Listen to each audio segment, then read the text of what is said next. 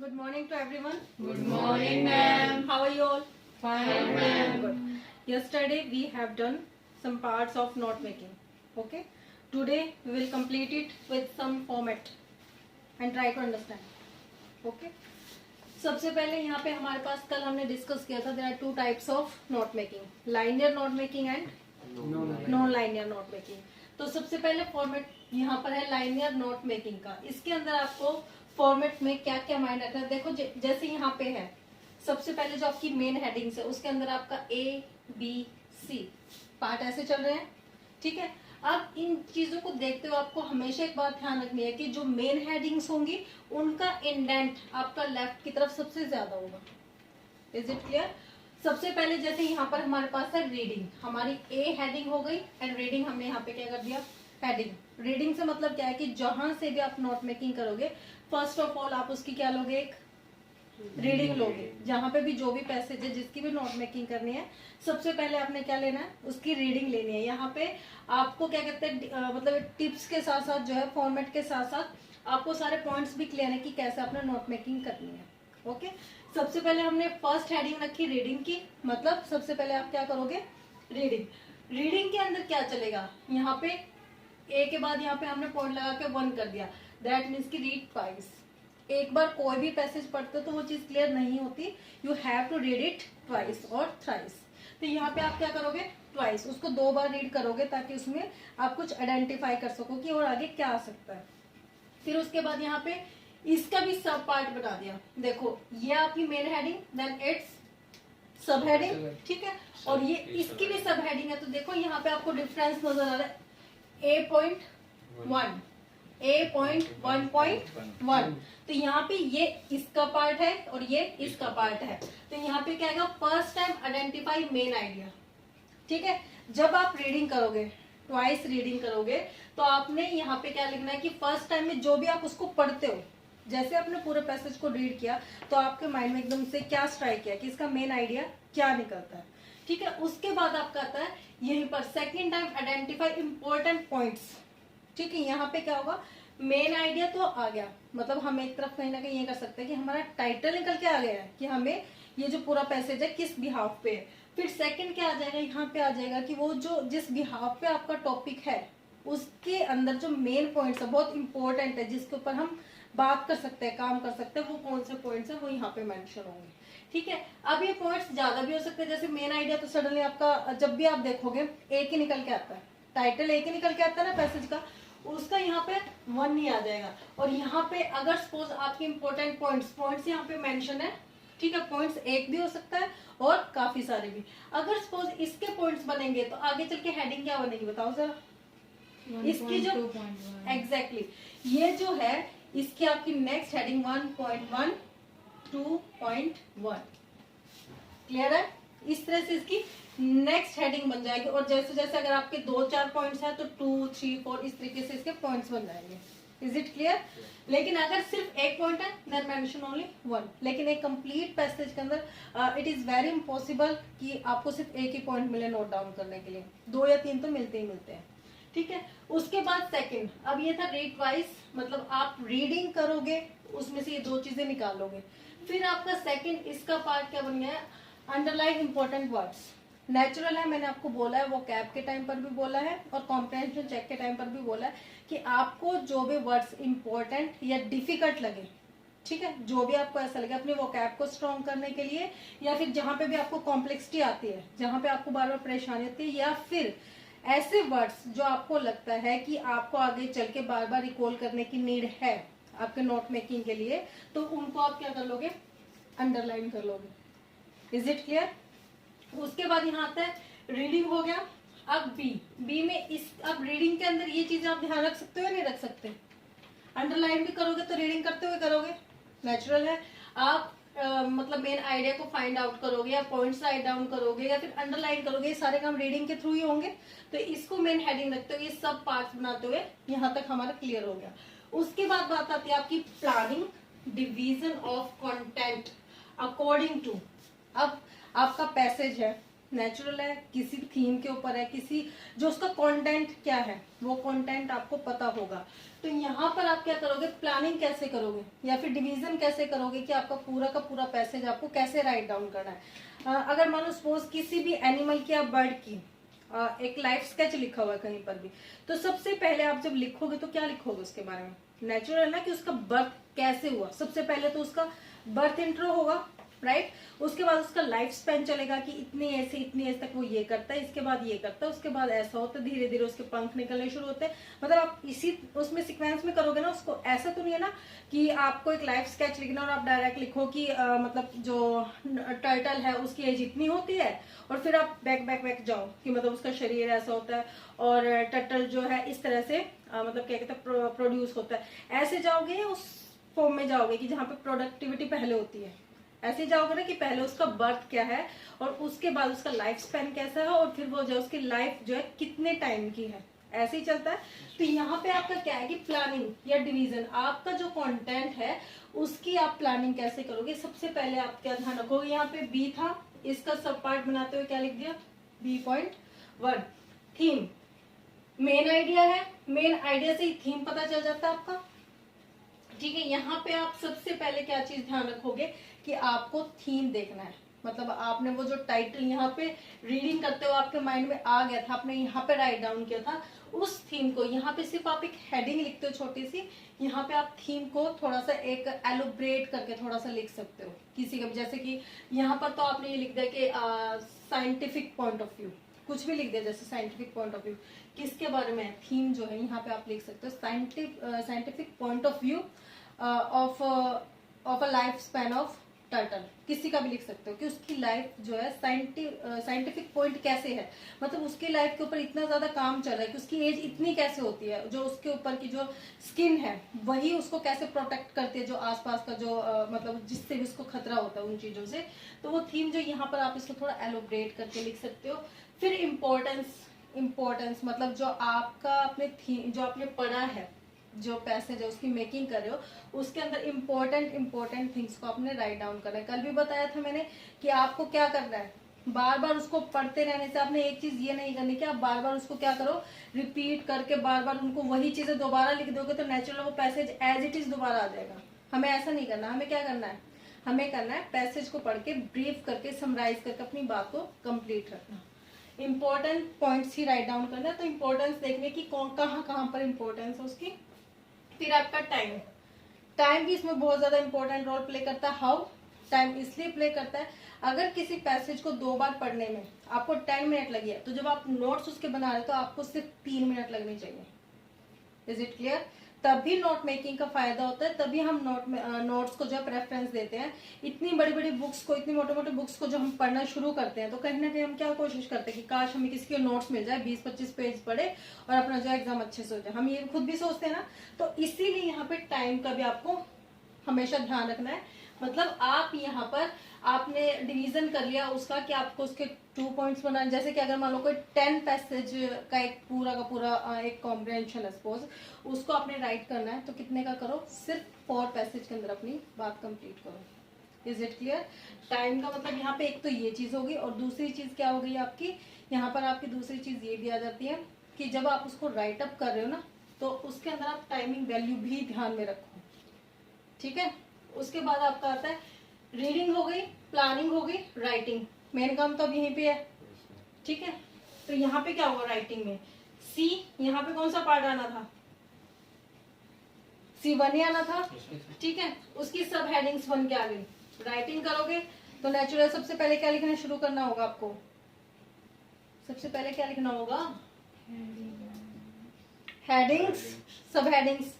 आपकी main heading है, फिर क्या है आपकी सब हेडिंग, तो आपको सब हेडिंग्स लिखना स्टार्ट करना होगा। फिर सब हेडिंग्स के मैंने बताया था कि पॉइंट्स आ जाएंगे, पॉइंट्स के सब पॉइंट्स राइट अप करने होंगे, ठीक है। तो यहाँ पर आपको क्या करना है, आपकी जो हेडिंग है इसकी सब हेडिंग, सब मैंने पहले बताया था 1 या 2 तो नहीं होते, मतलब 2 से तो ऊपर ही होते हैं। तो कम से कम कितने पॉइंट्स आप राइट डाउन करोगे, 3 से 4। उसके बाद आता है यूज फ्रेजेस। आपको पता है ना कि फ्रेजेस क्या काम करते हैं। फ्रेजेस जो होते हैं a group of words which doesn't हाँ वो कंप्लीट सेंस क्रिएट नहीं करते बट वो अपनी बात जो है वो कंप्लीट कर जाते हैं। ठीक है, तो अगर मान लो यहाँ पे हम फ्रेजेस यूज करेंगे तो वो हमारे लिए बेनिफिशियल रहेगा या नहीं रहेगा, क्योंकि उसका हमें पता है कि हमें कैसे यूज करना है, और सामने वाले को भी जो फ्रेजल वर्ब्स की अच्छी नॉलेज रखता है या फ्रेजेस की ज्यादा अच्छी नॉलेज रखता है उसके लिए वो काफी इजी हो जाता है। Is it clear? तो यहाँ पे जहाँ पे आपको कंप्लीट सेंटेंस लिखना हो, अगर वहाँ पे फ्रेजेस लिखने से आपका काम चल रहा है तो आपका नोट मेकिंग शॉर्ट हो जाता है। Is it clear? उसके बाद आपका थर्ड पॉइंट आता है इग्नोर अनइम्पोर्टेंट इन्फॉर्मेशन। वही मैं आपको बार बार बोल रही हूँ कि जब नोट मेकिंग करो तो हमेशा एक चीज ध्यान रखो कि आप अपने नोट मेकिंग को ज्यादा लेंथी ना बनाओ। ठीक है, try to be very short and concise. Is it clear? उसके बाद आपका थर्ड पॉइंट आता है indent and number, sub headings and sub points. वही ये आपको एक देखो इंडेंट नजर आ रहा है सबके बीच में, पैरेलल है, स्पेस इक्वल है। ठीक है, इनके बीच में इक्वल स्पेस चल रहा है, इनके बीच में एक इंडेंट मेंटेन है, देखो इस तरफ है ना। तो ये होता है आपका इंडेंट। आपको हर वर्ड के बीच में एक प्रॉपर स्पेस नजर आ रहा है, आ रहा है। तो ये सब क्या है आपका एक प्रॉपर जो है इंडेंट एंड आपके नंबर गिवन है कि देखो नंबर भी ऐसे ही दिए हुए ना ताकि आपको कंफ्यूजन ना हो। अगर मैं यहाँ पे ए लिख के यहाँ पे बी लिख देती और ये बी सी मैं इस तरह करके और फिर यहाँ पे दोबारा बी लिखती तो क्या आपको कंफ्यूजन नहीं होती? यहाँ पे होती ना। तो इसी चीज के लिए क्या है कि आपका प्रॉपर आपका इंडेंट मेंशन होना चाहिए, नंबर होने चाहिए सब हेडिंग्स के और सब पॉइंट्स के। Is it clear? इसी का अब यहाँ पे सी चल रहा है हमारा, सी पार्ट राइटिंग। यहाँ पे C1 में हमने सब हेडिंग्स लिखा और यहाँ पे C2 में हमने क्या लिख दिया? एब्रिविएशन। एब्रिविएशन क्या होता है? आप जो नोट मेकिंग करोगे तो उसके अंदर आपको हमेशा एक चीज याद रखनी है। क्या चीज याद रखनी है? कि आप एब्रिविएशन यूज करो। जब आप शॉर्ट फॉर्म यूज करोगे, नेचुरल है कि एक पूरे वर्ड को जो है आप राइट करने के लिए अगर शॉर्ट फॉर्म यूज करोगे, किसी की एब्रिविएशन यूज करोगे तो ऑटोमेटिकली आपको कहीं ना कहीं तो आपके सेंटेंस टेंसेस जो वो शॉर्ट हो जाएंगे, राइट? तो सबसे पहले क्या abbreviation, long words after repeated words. एक बार आपने राइट कर दिया, ये जरूरी है कि आप एक बार जरूर मेंशन करो उसको। ऐसा नहीं है कि आप उसको शुरू से ही शॉर्ट फॉर्म में लिखना शुरू कर दो। अभी जैसे कि यहाँ पे हमने लिखा, यहाँ पे हमने ये लिखा है, देखो अनइम्पोर्टेंट इन्फो लिखा हुआ है। यहाँ पे हमें ये चीज क्लियर है, इसलिए मुझे पता है कि चलो यहाँ पे इन्फो को शॉर्ट फॉर्म में इसी तरीके से लिखते हैं एब्रिविएट करके, तो ये मुझे क्लियर है। लेकिन अगर सपोज किसी को ना पता हो, अभी यहाँ पे ये वर्ड था यूएल, ठीक है, अगर सपोज इसका किसी को ना पता हो, sometime I have also this kind of confusion कि व्हाट एग्जैक्टली इज इट। तो यहाँ पे क्या होगा कि आप एक बार इसको कंप्लीट लिख दो, अंडरलाइन, ठीक है, एक बार कंप्लीट लिख दो। उसके बाद अगर ये वर्ड बार बार रिपीट हो रहा है then you can use UL, ठीक है। और ये आप जो है फिर आपको क्लियर हो जाएगा कि कहाँ पे आपने कौन से एब्रिविएशन यूज किया। देन आपका आता है acronyms, use common symbols and acronyms. Acronyms, पहले मैं सिंबल्स की बात करूं। सिंबल्स क्या होते हैं आपके, जो आपको डायरेक्ट करते हैं कि अब आपको क्या करना है। अभी जैसे यहाँ पे ये चीजें बनी हुई है, अगर सपोज मैं ये ना लिखना चाहूँ, अभी जैसे कि यहाँ पे A.1 है, उसके बाद A.1.1 है, मैं ये ना लिखकर अगर मैं ये करना चाहूँ तो तब भी ये क्लियर होगा या नहीं होगा आपको कि ये इसके पार्ट है? क्लियर होंगे ना। तो दीज आर सिंबल्स, मतलब आप ये सिंबल्स यूज कर सकते हो। सपोज बीच में आपको कुछ लगाना है तो आप ये सिंबल यूज कर सकते हो, ठीक है। अगर आपने कोई मिस्टेक कर दी है, सपोज जैसे कि मैंने कोई वर्ड लिखा, मैंने अगर सपोज ये मिस्टेक वर्ड लिखा और मैंने इसको ये लिख दिया, मिस्टेक लिख दिया, ओके, ये यहाँ पे क्या है, गलत है। तो मैं इसको ठीक करने के लिए क्या कर दूंगी, यहाँ पे मिस्टेक करके यहाँ पे एक स्टार बना दिया ऊपर, ठीक है। तो ये चीज हमेशा मानी जाती है कि ये स्पेलिंग जहाँ पे ये स्टार बना दिया गया है, आप ध्यान रखना कि मिस्टेक जहाँ पे भी वर्ड आया दैट मीन्स वहाँ स्पेलिंग गलत हो गया और इसको ठीक करके ये यहाँ पे मेंशन कर दिया, यहाँ पे ये सिंबल यूज हो गया। Is it clear?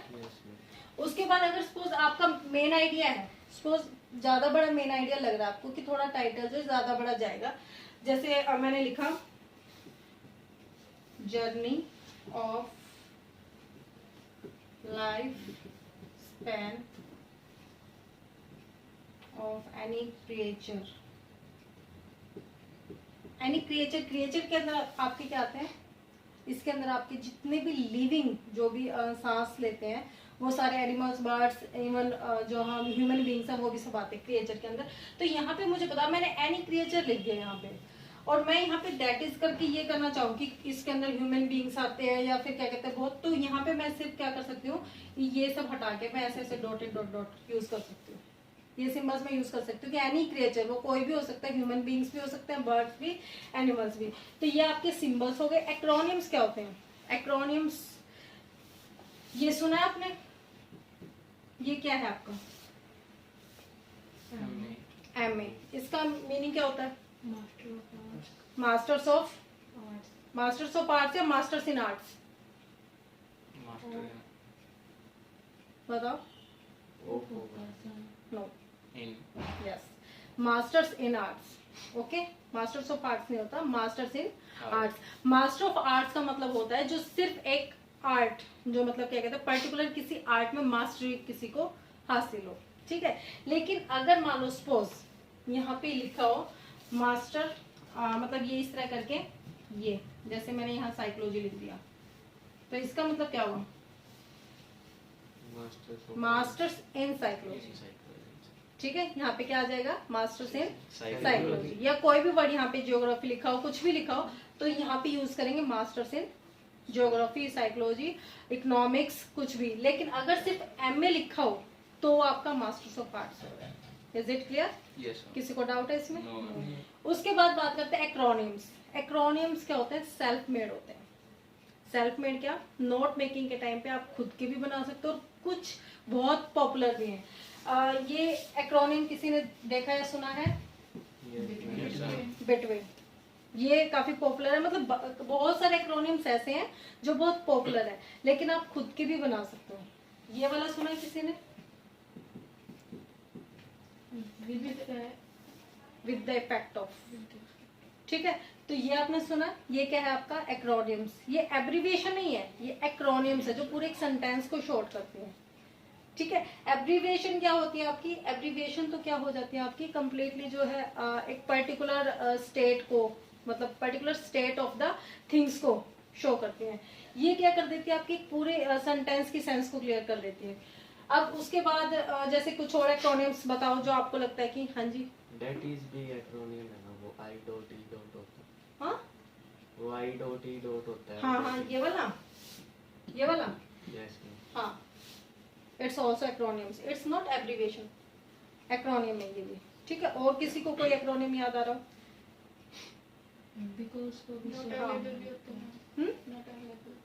हाँ, नॉट अवेलेबल भी होता है। अच्छा, ये बताओ मुझे क्या होता है? ये बहुत पॉपुलर है।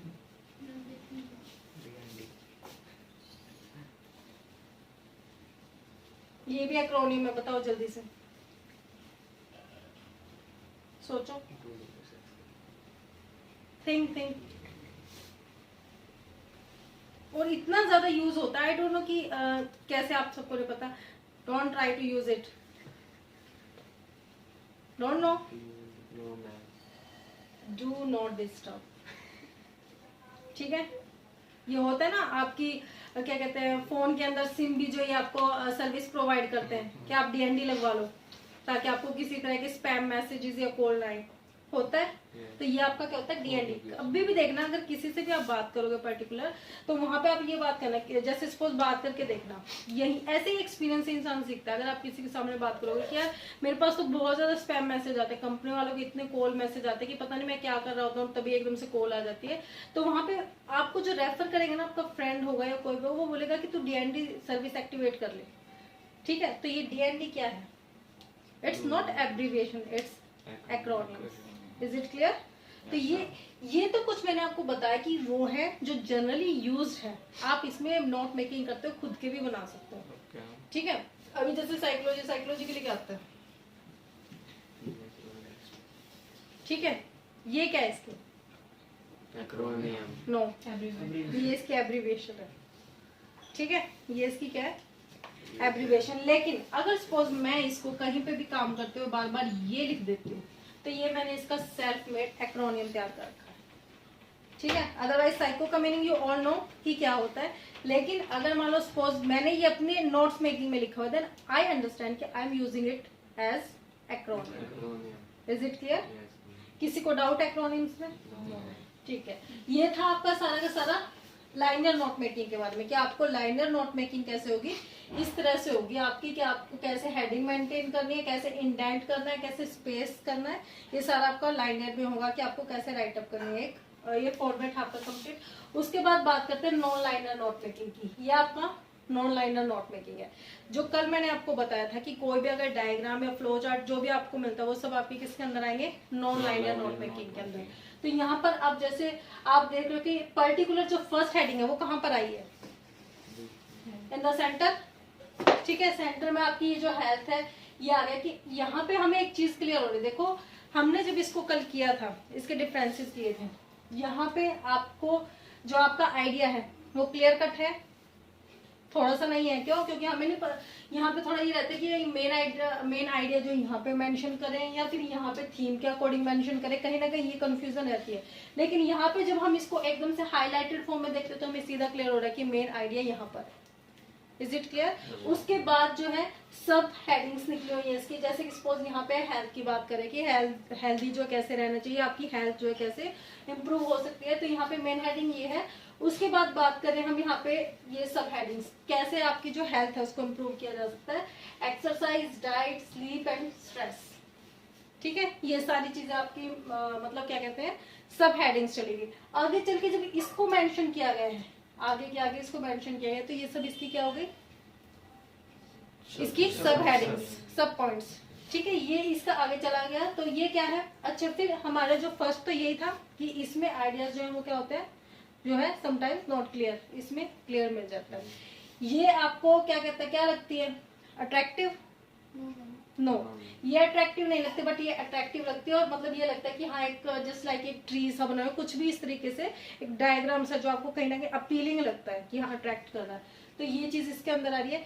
ये स्ट्रक्चर्ड है, स्ट्रक्चर्ड है, ये देखो कम्प्लीटली मतलब इसके बाद ये हेडिंग है, इसकी सब हेडिंग ये स्ट्रक्चर्ड है, ये अनस्ट्रक्चर्ड है। ठीक है, इसके अंदर आपको कोई स्ट्रक्चर नहीं मिल रहा है, इसको यहाँ पे ऐसे कर दिया। अब अगर सपोज ये इसको थोड़ा सा क्या कहते हैं एक क्लाउड की शेप में दिया गया, इसको मैं एक सिंपल सर्कल में भी ले सकती थी, रेक्टेंगल में भी ले सकती थी, जैसे कि अब ये आगे है। अभी इसकी जो क्या कहते हैं ये हेडिंग थी तो मैंने ऐसे कर दिया। अगर इस हेडिंग को ऐसे लिखना चाहूँ तो क्या ये गलत होगा? नहीं होगा, क्योंकि मेरा खुद का स्ट्रक्चर, मैं कुछ भी इसमें स्ट्रक्चर बिल्ड कर सकती हूँ। ठीक है ना, ये क्या होता है आपका अनस्ट्रक्चर्ड होता है। ठीक है, इसके अंदर क्या होता है कि अगर सपोज आपने ये दो हेडिंग लिख दी, उसके बाद आपने A1 के बाद A2 मेंशन कर दिया सपोज, तो क्या आपको लगता है यहाँ पे बीच में और कुछ लिखने की स्पेस रहेगा?